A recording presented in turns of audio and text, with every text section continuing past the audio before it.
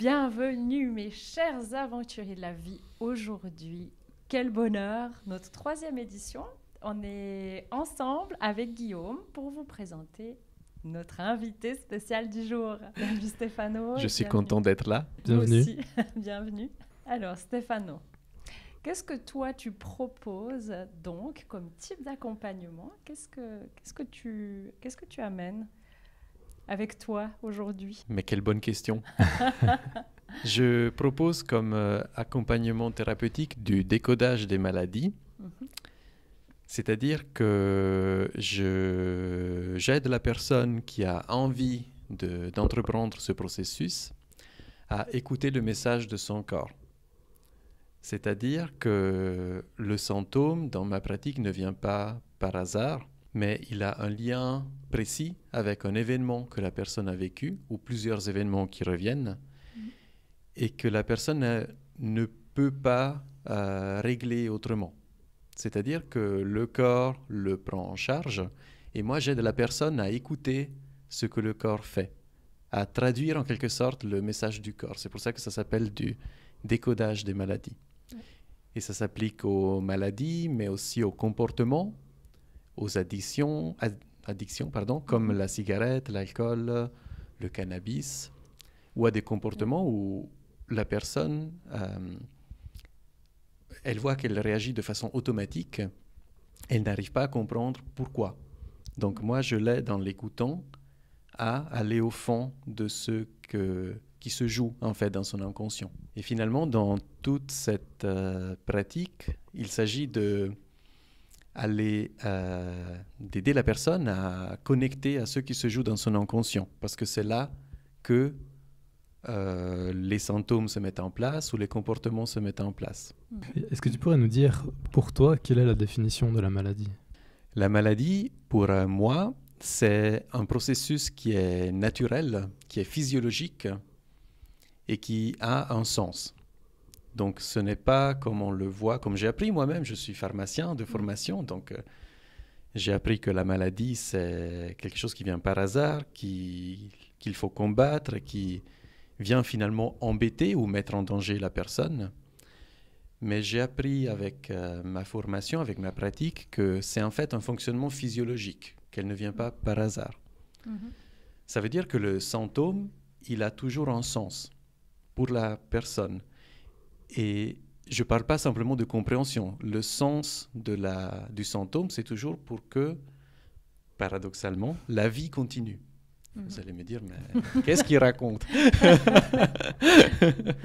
En fait, je parle de fonctionnement physiologique parce que, par exemple, si on s'expose au soleil, notre peau, elle bronze.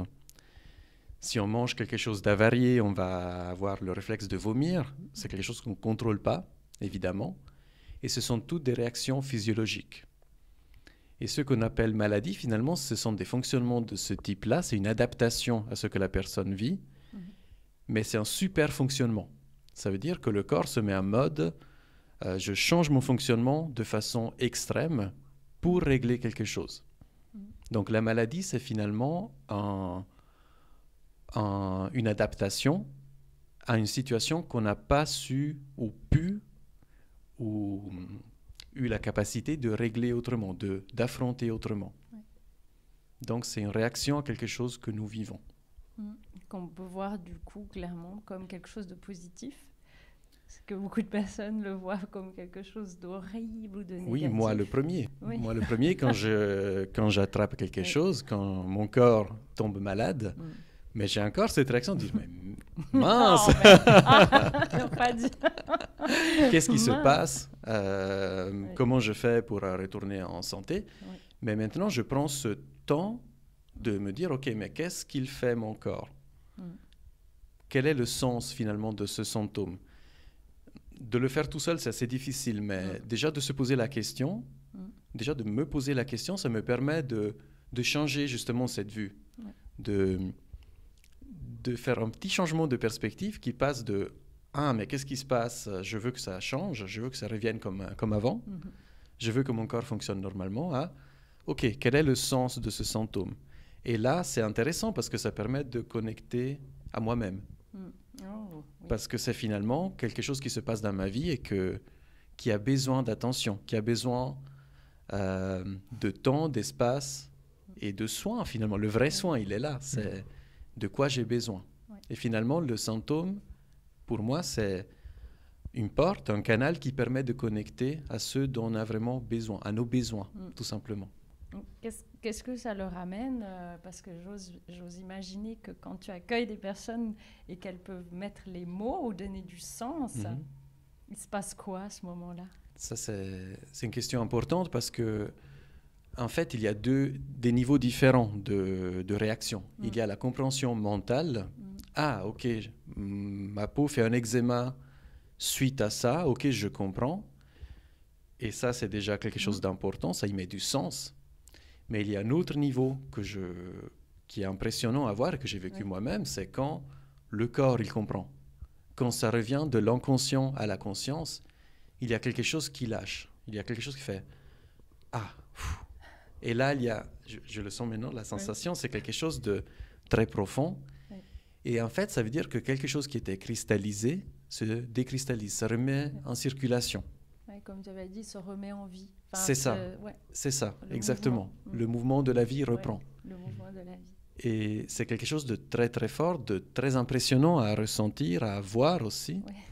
Parce que ça veut dire que finalement, c'est ça le sens de la maladie. C'est comment on peut remettre la vie en circulation. Et ça, c'est pas moi qui peux le faire, c'est la personne elle-même qui le fait. Mais elle a besoin souvent d'être accompagnée par l'écoute, par aussi une façon de voir les événements qui sont finalement, qui est finalement une façon de reprendre son pouvoir, sa responsabilité. Parce que souvent, moi le premier, quand j'ai vu quelque chose, mais c'est la faute d'eux, ou l'autre m'a fait, et là on est dans un certain espace, mais finalement de revenir à, ok, qu'est-ce que je vis, comment je l'ai vécu moi, qu'est-ce que je ressens, là on va dans la guérison, là on va dans notre pouvoir, on va dans la vie qui circule justement. Ouais, j'ai plein de questions qui me viennent comme ça, mais peut-être, est-ce que si on peut revenir un tout petit peu en arrière, et puis que tu nous parles justement maintenant de ton parcours, comment tu es arrivé à proposer justement ces soins-là? Alors ça s'est fait de façon un peu surprenante. En fait, je n'ai jamais pensé que notre corps pouvait réagir à nos émotions finalement, à nos ressentis. Et j'étais confronté à ça quand j'allais chez une dame qui fait des massages ayurvédiques. Et puis elle me disait, mais ton foie, il est gonflé, est-ce que tu vis quelque chose de l'ordre de la colère? J'étais là, ben oui, mais comment c'est possible? Et du coup, je me suis intéressé à ce lien entre les émotions et les organes.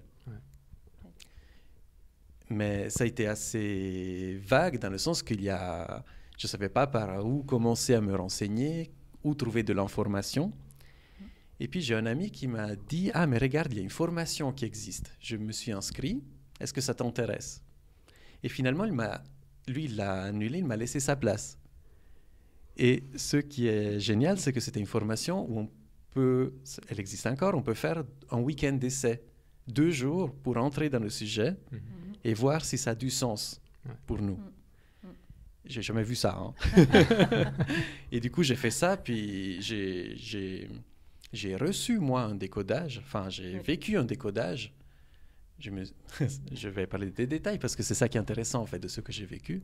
J'avais une petite infection en doigt. Et puis, je me suis dit, oui, je veux parler de ça. Je veux bien me faire décoder pour ça. Non, décoder ça, parce que c'est moi qui fais le processus. Et puis, du coup, là, ma formatrice me dit, OK, est-ce que ça te parle? Poum. Et c'était en plein dans le sujet, un sujet qui était très présent et puis que je ne savais pas comment affronter. Puis je me suis dit, mais c'est un tout petit truc, ça va être rien. Et en fait, ça m'a ramené à ce que je vivais à ce moment-là et qui était très important pour moi. Et ça m'a fait cette sensation dans le corps de pouf, OK. Et ça m'a reconnecté justement à ce qui était important pour moi à ce moment-là. Et du coup, j'ai suivi cette formation qui a duré 2 ans. Et puis, du coup, ça a été déjà en soin pour moi d'apprendre à connecter à certaines émotions, à certains ressentis, à certains fonctionnements aussi. Et du coup, ça m'a appris à le faire pour les autres, à soutenir les autres pour le faire, en fait. C'est différent. Ouais. 2 ans, hein, c'est pas rien. C'est pas rien. Hein. 2 ans, oui, tout à fait. Avec de la théorie, de la pratique surtout, et de la pratique confrontante, parce que c'est ça que j'ai envie de dire aussi, c'est que ça demande l'envie d'aller là-dedans, de faire un décodage, parce qu'on n'est pas forcément prêt à aller connecter à ce qu'on vit, à ce qu'on ressent profondément. Si c'est le corps qui le prend en charge, c'est quelque chose qu'on ne voit pas consciemment ou pas complètement. Donc ça demande l'envie d'y aller, de suivre ce processus. Et on ne peut pas l'imposer à quelqu'un. Si on l'impose à quelqu'un, je ne sais pas, tu as un eczéma, un eczéma, ça veut dire que là, on fait des dégâts. Là, on fait une forme de violence. Parce qu'on vient amener à quelqu'un quelque chose qu'il n'a pas demandé et qui ne va pas forcément lui être utile. Donc, ça m'a amené aussi cette sensibilité, en fait. Oui, très fin dans la façon d'amener... Ça doit répondre à une demande, c'est ça. Pour la petite histoire, quand même, comme c'est un sujet en fait qui parle à tout le monde et qui touche tout le monde, que les douleurs chroniques ou les maladies ou peu importe. Hein. Moi, je t'ai rencontré comme ça, Stefano. Oui. J'ai vraiment contacté Stefano parce que j'avais très mal à l'épaule et puis pour moi, ça me paraissait logique que subir une opération, c'est une chose, puis savoir pourquoi tu dois te faire opérer, c'en est une autre. Et j'avoue que j'ai été vraiment bluffée. C'était incroyable. Ça a mis les mots sur des comportements, effectivement sur qu'est-ce qui se reflète là-dedans, mais de manière très positive. Et c'est vrai que tu as une bienveillance, une subtilité où tu sais déjà, mais tu dis pas, mais tu amènes la personne. Voilà, je pense que ça peut être utile à qui nous écoute et qui a envie de rencontrer Stefano pour qu'il mette les mots, qu'il vous guide en tout cas vers quelque chose de plus profond. J'ai bien aimé quand tu as dit je me connecte à mon être. Hein. Je me connecte à mon être.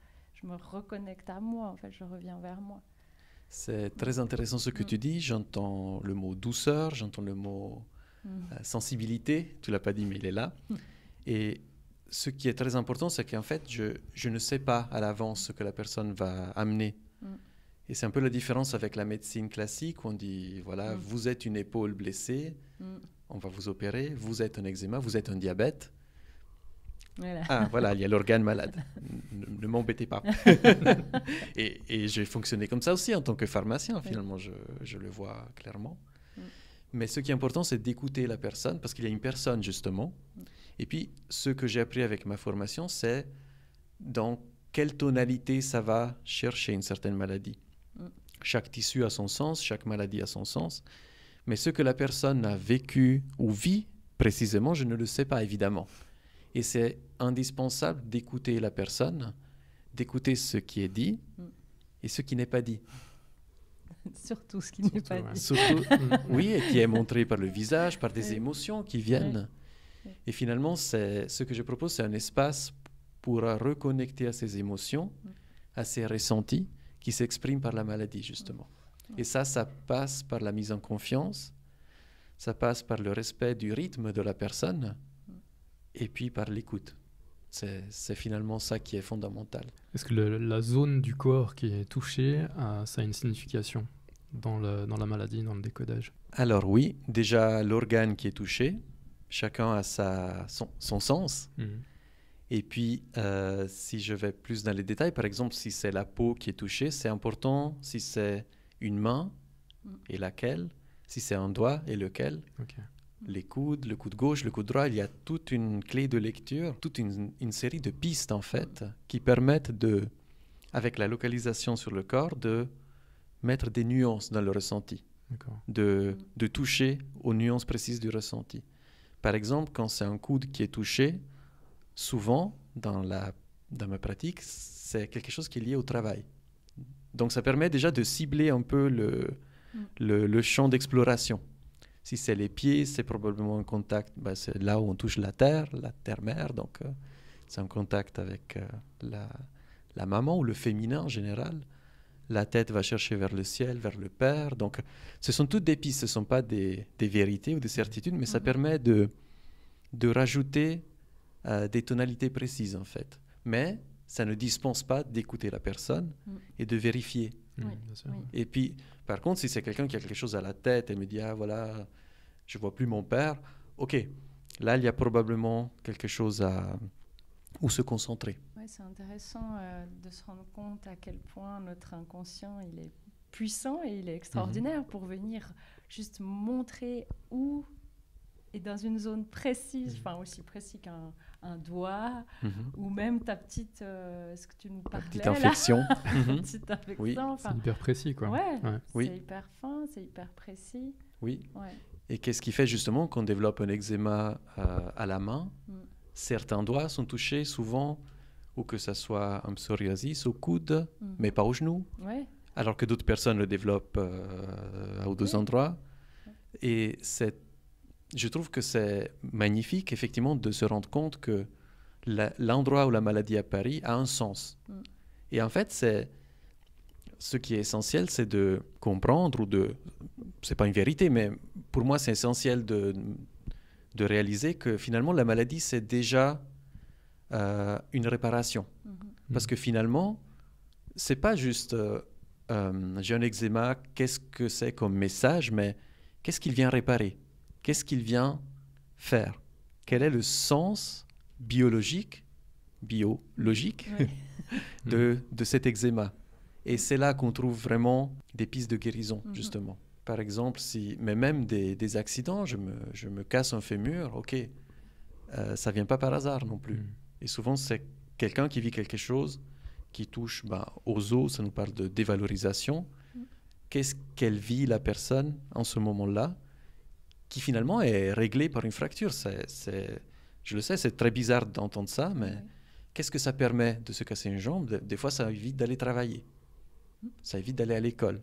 Donc, ça peut être, paradoxalement, une solution à quelque chose. Solution, bien sûr, tragique, mais quand même la seule qui a été possible. Et du coup, quand les personnes viennent te voir et qu'il y a les mots qui sont donnés, il y a une prise de conscience, il y a ce fameux chlong, la pièce qui tombe. La pièce qui tombe, oui. Et cette sensation. Genre, comment il sait? Waouh. Oui. Est-ce que par la suite, il y a quelque chose de particulier à faire? Est-ce qu'il y a, tu proposes des tâches thérapeutiques ou quelque chose de particulier? J'ai envie de préciser que le mot, c'est pas moi qui le donne. Non, oui, c'est la personne qui va qui va connecter. Ouais. Et puis du coup, c'est ça qui est important parce que ça veut dire que c'est la personne qui fait son processus thérapeutique. Et c'est là que ça permet cette connexion, ce schlung.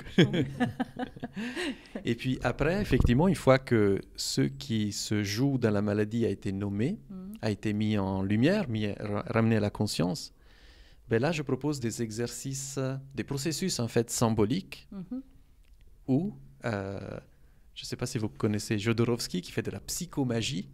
Lui, il fait des rituels assez impressionnants pour parler à l'inconscient. Et puis, ce que je propose sont des exercices un peu de cet ordre-là, qui en fait parlent à l'inconscient, où la personne décide elle-même si elle y va ou pas. Ok, là, je sais pas, j'ai un poids, je porte un poids, par exemple. Ben là, elle va prendre un récipient avec un poids dedans, quelque chose de lourd, et puis c'est elle qui va décider ce qu'elle en fait. C'est un exemple, hein. Mais ça veut dire qu'avec du symbole, la personne va parler à son inconscient. Ok, je porte un poids, ben je choisis de le déposer. Et c'est impressionnant parce que c'est là qu'il y a des changements qui se font. Parce que déjà de comprendre, de nommer, c'est thérapeutique, mais d'ancrer dans l'inconscient un choix, un comportement différent, c'est là que la façon de vivre change en fait. Et l'idée, c'est d'aller toujours dans la liberté personnelle, dans le choix et dans le lien. Parce qu'on peut se dire, j'ai un exemple qui me vient, voilà, j'ai vu quelque chose de difficile avec un de mes parents, je décide de tout couper. On pourrait se dire, mais c'est bien de couper tout lien, c'est bien de punir l'autre personne, mais vous sentez bien, c'est pas thérapeutique. Finalement, l'idée, c'est d'aller dans la liberté, dans le choix, dans le lien. C'est un choix que la personne peut faire ou pas. Oui, ça les rend responsables, effectivement, de choisir, pourquoi pas, de garder une maladie ou une douleur, parce qu'elle a une utilité qui est tellement importante que finalement, c'est mieux de la garder. Ça peut arriver. Oui, des fois, c'est très important en début de séance de demander quel est votre objectif. Parce que des fois, ce n'est pas que la maladie parte, c'est de comprendre. Ouais. Ou j'ai des personnes qui m'ont dit, mais moi, je ne veux surtout pas aller dans les émotions. Et ils avaient besoin de poser juste un mot. Et c'est venu vraiment à la fin de la séance, on se serrait la main au revoir, puis mais en fait, paf. Et c'était juste comme ça, parce que c'est ce que la personne cherchait. Donc chacun a son but différent, et ce n'est pas forcément de guérir. Ce n'est pas forcément que la maladie parte. Parce que, comme tu dis, elle peut avoir encore une utilité. Et puis chacun a son rythme aussi, parce que peut-être que juste le mot, ça lui suffisait là, puis qu'il fallait qu'elle fasse le travail pour revenir après, peut-être pour la suite, ou pas. Mais... Oui, ou ça lui permet de partir, elle, dans son processus. Voilà, c'est ça. Comme tu dis, le rythme, il est très, très important, et c'est que la personne qui peut le sentir. Ça ne peut pas être imposé. Mais c'est intéressant parce qu'on pourrait se dire, oui, quand on est malade, on a sûrement envie de guérir au plus vite. Mais ce n'est pas forcément le cas. Il y a quelque chose à respecter là-dedans. Ouais. Par rapport aux maladies chroniques, comment toi tu perçois la différence entre les maladies normales, on va dire, et les maladies chroniques? Donc la différence est bien sûr que soit c'est aigu, ça vient une fois et ça part, soit ça s'installe. Mais ce n'est pas ça ta question. C'est quelle est la différence au niveau du processus interne. C'est ça, ouais. Donc, une maladie aiguë, comme une rage de dents, c'est quelque chose qui nous part d'un événement isolé qui travaille, que le corps travaille. Ça ne veut pas dire que ça ne peut pas revenir dans le futur, mais c'est quelque chose de ponctuel. Oui. Par contre, quelque chose de chronique, comme un diabète, ça nous parle, ou une arthrose, une arthrite, ça nous parle de quelque chose qui est tout le temps là.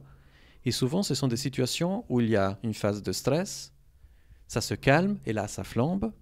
Une phase de stress, de nouveau, et ça se calme, et là, ça flambe de nouveau. Ou quelque chose un stress permanent. Donc, la différence, elle est là. C'est, est-ce que je vis quelque chose qui s'est résolu et qui était ponctuel, là, c'est une maladie aiguë, ou un accident, peut-être. Ou est-ce que je vis quelque chose qui revient sans arrêt, une situation qui ne change pas, et là, c'est quelque chose de chronique qui s'installe. On dit parfois que quand les choses reviennent, c'est qu'il y a quelque chose qu'on n'a pas compris. Est-ce qu'on est dans ce domaine-là ou c'est autre chose? Je pense que c'est important de ne pas voir ce processus comme quelque chose de propédeutique où on doit comprendre quelque chose. Et finalement, si on ne le comprend pas, c'est qu'on a fait quelque chose de faux ou qu'on a une responsabilité. Mais ça veut dire surtout qu'il n'y a rien qui a changé.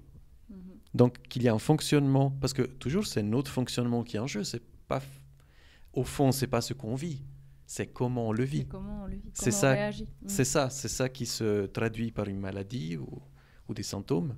Et si ça revient sans arrêt, ça veut dire surtout qu'on n'a pas changé notre façon de le vivre. De changer cette réaction, c'est ça qui permettrait de déverrouiller la maladie, en fait. De changer de ce fonctionnement, en fait. Ce qu'on entend, finalement, c'est que c'est pas évident. Enfin, il y a beaucoup de personnes qui en ont même pas conscience de tel processus. Faut que vous regardiez tous cette interview. Parce qu'il y a beaucoup de personnes qui ont des souffrances, des maladies, des douleurs, mais qui ne se rendent pas compte qu'il y a un comportement, quelque chose qui correspond pas et qui se reflète dans le corps. C'est ça, qui correspond pas. Mais ça veut dire que c'est une façon de vivre certaines situations qui ne correspond pas à ce qui est vraiment juste pour la personne. Oui. Et souvent, ça vient chercher dans des schémas familiaux, dans des événements qu'on a déjà vécus dans le passé, on n'a pas su comment réagir. Du coup, ça reste un thème sensible. Et finalement, ce sont des situations où on vit quelque chose qui ne nous correspond pas. Et finalement, c'est le corps qui le prend en charge, qui cherche une solution. Et c'est souvent un conflit entre ce qui est juste pour la personne et ce qui ce qu'elle croit être juste. Oui. C'est là les véritables conflits qui sont dans l'inconscient, justement. Oui. Et que le corps met en matière avec une modification de son fonctionnement. C'est comme si le corps cherchait à reconnecter à ce qui est juste pour la personne, mais vraiment juste. Oui, il est intelligent, hein, ce corps, quand même. Hein. Incroyable. C'est le résultat de millions d'années d'évolution. Ouais. Oui. Et c'est très intéressant parce qu'on peut voir le corps comme quelque chose d'extrêmement fragile qui peut être attaqué par des microbes, des virus, je pense à la situation actuelle, ou qui peut tomber malade extrêmement facilement. Ok, c'est une vision. Ou alors on peut se dire, mais c'est le résultat d'une évolution qui a duré très très longtemps. Oui. Et on est là parce que nos ancêtres ont pu survivre, voire vivre. Oui. Et finalement, il a une intelligence qui est le résultat de tout ça. Oui. Et c'est ça qui est intéressant comme point de vue. Ça permet aussi de lui faire confiance, en quelque sorte. Et ça permet aussi, OK, il y a un symptôme qui est là. OK, quel est le sens de ce symptôme? Pourquoi mon corps, qui est si évolué, change son fonctionnement? Oui. Et ça change beaucoup la perspective. Puis en faire un ami et pas un ennemi. Oui. Hein, Et c'est intéressant parce qu'on se dit souvent, ah, mais j'ai un corps, mais finalement, je suis un corps aussi. Et c'est une partie de nous qui est vraiment connectée à notre tête, notre conscient, notre inconscient. Et puis finalement, c'est ça, c'est vraiment un allié. Oui, c'est un allié. Ouais, on a tendance à l'oublier. Hein. Oui. L'oublier complètement, pas seulement que c'est un allié, mais à l'oublier complètement. Oui, et c'est finalement aussi comme ce qui est valorisé, c'est d'être dans la tête, dans la réflexion, dans l'intelligence. En tout cas, pour moi, ça a été comme ça. Et puis finalement, le corps, il a aussi son intelligence, il a aussi un rôle essentiel, clairement. Et c'est pas qu'un véhicule. Et finalement, comme on sait de connecter à son corps, ok, qu'est-ce qui change? Une douleur, ok, une douleur. Finalement, la douleur, c'est un signal, on le sait très bien. Mais un message de quoi? Quel est son message vraiment?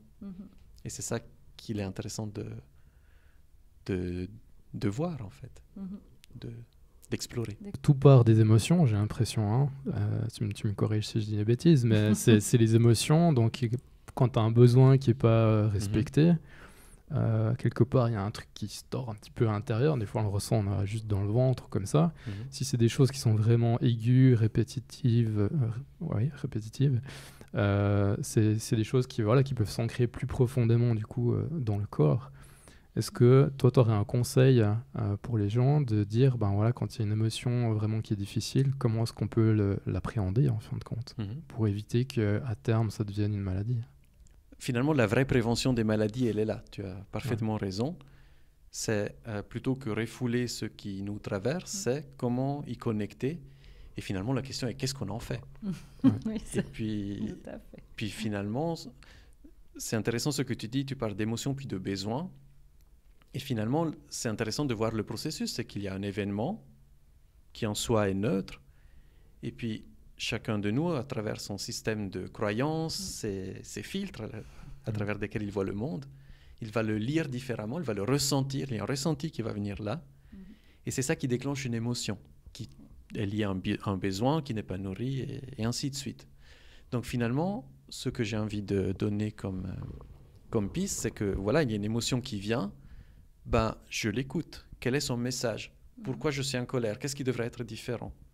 Pourquoi j'ai peur? Quel est le danger que je perçois? Donc tu t'asseyes avec, c'est ça que tu veux dire, il y a cette émotion, donc tu t'asseyes avec et tu écoutes. Oui, il n'y a pas besoin de faire quelque chose, ça c'est très important, c'est ok, qu'est-ce qui est là? Quelle émotion est là? Où est-ce que je la ressens? Et puis finalement, ça c'est très important, c'est très intéressant, quelle pensée, quelle croyance a déclenché cette émotion? Et là, on touche à la source de ce qui a besoin d'être vraiment accueilli, sans le juger. Facile à dire. Mais voilà, c'est finalement une hygiène émotionnelle, une hygiène... c'est la vraie hygiène. C'est qu'est-ce que je vis, qu'est-ce que je traverse, qu'est-ce que je ressens, qu'est-ce qui est juste pour moi, ou est-ce qu'il y a un conflit chez moi entre ce qui est juste pour moi et ce que je crois être juste. Mais vous voyez, ça va toucher à des choses qui sont très profondes, qui sont... finalement difficile à voir. C'est très facile à dire aux autres. Mais moi, le premier, quand je le vis, Ah, j'ai pas envie. Ah, mince. Et puis, mais c'est ça, juste prendre le temps de connecter, de ressentir, et puis de refaire un peu le processus. Ok, je suis en colère. Qu'est-ce qui m'a mis en colère? Ah, et là, c'est... Et ça ne veut pas dire qu'on ne tombe plus jamais malade. Mince alors. Non. mais les symptômes sont plus gérables. Et surtout, il n'y a pas cette réaction qui dit « Mince, déjà que je vis un truc difficile et en plus je tombe malade. Oui. » Donc, ça... c'est encore plus lourd, non? C'est ça, l'idée, c'est plutôt d'alléger, d'y mettre de la légèreté, plutôt que de se compliquer la vie Parce qu'en plus, on se culpabilise, mais je suis malade, que ça soit « Ah mince, en plus, je ne fonctionne pas bien », ou même si on se dit c'est lié à une émotion, à quelque chose que je n'ai pas digéré. « Ah, mais en plus, je n'ai même pas digéré ça. » Donc, l'idée, c'est vraiment pas de se culpabiliser, mais c'est de connecter à cette hygiène émotionnelle qui permet de connecter à ces émotions, de les laisser nous traverser. Et puis finalement, c'est là la vie, justement. La vie, elle est là. Ouais. Qu'est-ce que je vis, qu'est-ce que je ressens et en quoi c'est difficile pour moi. Oui, c'est quand même là une voie de responsabilisation. Hein. Oui, et surtout de retrouver son pouvoir, retrouver sa puissance même. Oui. Parce que finalement, c'est un peu comment fonctionne la santé aujourd'hui. J'ai envie de le dire, c'est qu'on se tourne vers quelqu'un qui sait. Ça peut être un médecin, ça peut être... Et c'est nécessaire quand on a des symptômes qui sont forts. Il faut évidemment voir un médecin, il faut se soigner. Oui. Mais on a tendance souvent à déléguer notre responsabilité. Oui. Quel complément alimentaire je vais prendre? Quel spécialiste peut me sortir de là? Mais finalement, c'est un travail qu'on peut faire, qu'on peut amorcer nous-mêmes. Qu'est-ce que je vis? Qu'est-ce que je ressens? Et c'est là qu'on reprend sa puissance, justement, qu'on y reconnecte. Et ça, encore une fois, ça ne veut pas dire qu'on n'a plus besoin de personne, mais ça positionne aussi par rapport aux soins différemment. Je suis pharmacien, donc je vends des médicaments, je propose des médicaments. Et ça ne veut pas dire, ma pratique de décodage, que les médicaments sont inutiles.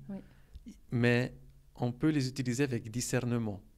Ok, je suis malade, je prends quelque chose pour me soulager. Et en même temps, ok, qu'est-ce que je vis? C'est un équilibre qui est important, justement. C'est l'équilibre entre s'écouter et puis même se dire, mais là, j'arrive pas. Là, j'ai un blocage. Là, je vois que je peux pas connecter à ce que je vis, ou ça revient sans arrêt. Là, je demande de l'aide. Là, je demande du soutien. Que ce soit chez le médecin, que ce soit un décodage, que ce soit un massage. Et c'est... que ce soit de l'hypnose, bien sûr. Et c'est là... Coaching. Du coaching. Mais c'est ça, c'est aussi apprendre à connecter à ses limites. Oui. Parce qu'on a tous des limites, puis de les écouter, de les prendre en compte, c'est ça aussi qui est une responsabilisation. Et il y a vraiment un fil conducteur, c'est vraiment en toute humilité, mais pour moi c'est essentiel quand on est dans ces domaines de thérapie ou d'accompagnement ou thérapeutique, de guides ou de personnes qui sont là comme toi, comme moi aussi. C'est effectivement d'être là, mais pour redonner le pouvoir à l'autre. Moi, j'ai un mot qui me vient, c'est sa souveraineté, en fait. On redevient souverain. Et là, on est juste.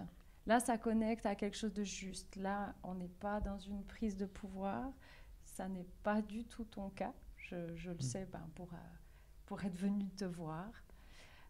Que la personne, elle est simplement guidée, mais avec justesse, vers ses ressentis, ses ressources. C'est ces mots qui sortent. Il n'y a rien qui est imposé. Il y a vraiment là, on est pour moi dans le juste. Alors, je pense que ça vous parle, ça rejoint pour vous aussi. Pour toi aussi, Stéphane. Ça me parle et je dois souligner que c'est très difficile en fait. Parce qu'il y a toujours la part qui dit « Ah, mais tu dois lui dire, tu dois lui expliquer, tu dois savoir, de montrer que je sais. » Et c'est un travail constant aussi pendant un entretien de voir ce qui se passe à moi, puis de dire « Ok, ça c'est utile, Oui. Ça fait du bien à la personne, ça l'amène vers ses ressources à elle. Oui. Ou, mais là, j'ai envie de montrer que. Oui. Et c'est tout le temps là, c'est tout le temps présent. Oui.